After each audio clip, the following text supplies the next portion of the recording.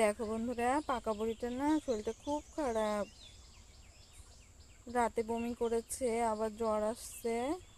এখন দেখো সকাল ওই 5:30 মতো, ও আর ঘুমোলো না, উঠে গেছে। কোলে নিয়ে ঘুরতে হবে, তাই ওকে নিয়ে আমি একটু হাঁটু হাঁটু করছি।